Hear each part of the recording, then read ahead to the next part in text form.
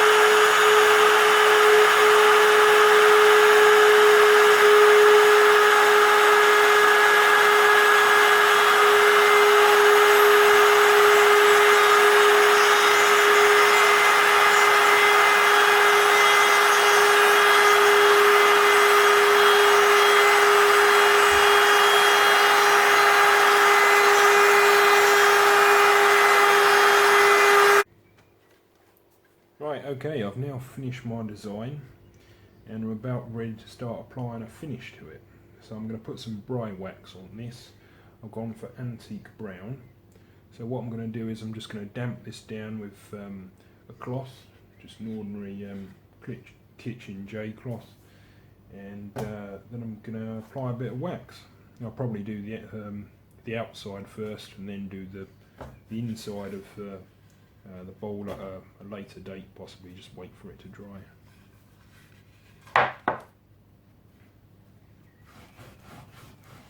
So just ever so slightly just dampen it down, I don't want to soak it.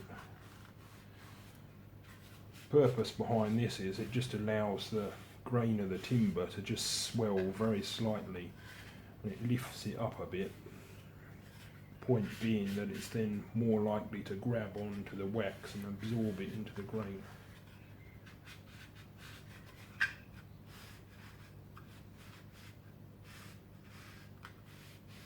And hopefully you get a more even finish as a result.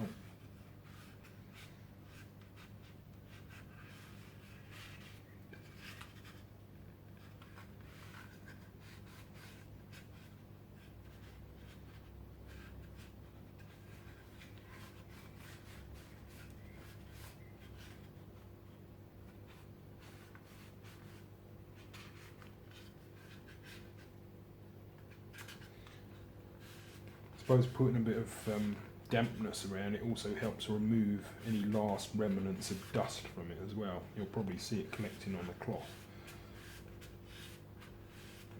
Anything that didn't come off with a sandpaper before. So it just allows the surface to be cleaned properly.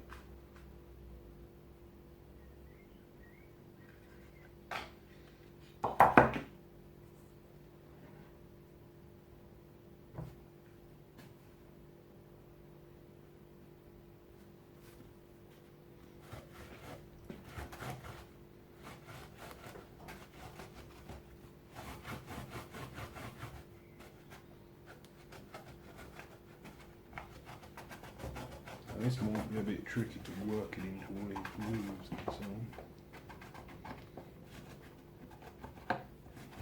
Could be interesting.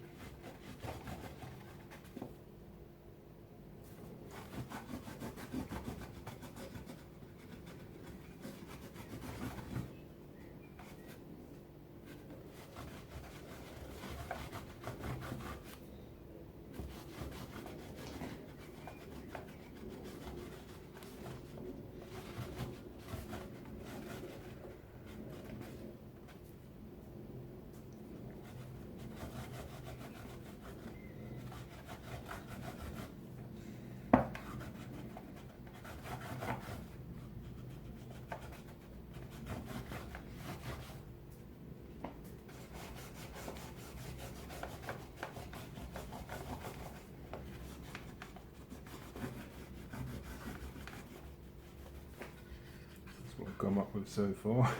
So it's just a case of just keep going at it. Don't let the wax sit in any of these grooves for any length of time, just keep going over it. Got a mess of budget in. Right, so here's the finished result of this little router project. So I've made myself a nice little hollowed out bowl from a scrap piece of wood, and I've decorated it with some rather obscure looking symbols and fictional writing, however you want to call it on the hood. Yeah, could be better in places. I'm really disappointed about the fact how it got knocked there, drove the router into it, and that left a nasty scar. And also in the corners here there's a few burn marks which has been really difficult to sand out. They're not quite as bad as they were, but yeah, I'd rather not have them. Also, it's amazing how much this wax shows up every little small detail as well. You've got to be particularly careful the way you sand these things down, because the wax obviously sits in the grain and it then creates an illusion of depth. So anything that isn't 100% smooth or perfect, it will pick that out straight away. As you can see on the bottom, there's some slight depth of normalcies there, anomalies, however you want to call it, where the router has gone fractionally too deep by probably about 1/10 of a mil or something like that. But okay, we're not going to worry about it too much. There's a few little scar or scratching marks there. But for a first attempt and just playing about with a scrap of wood, yeah, it's okay.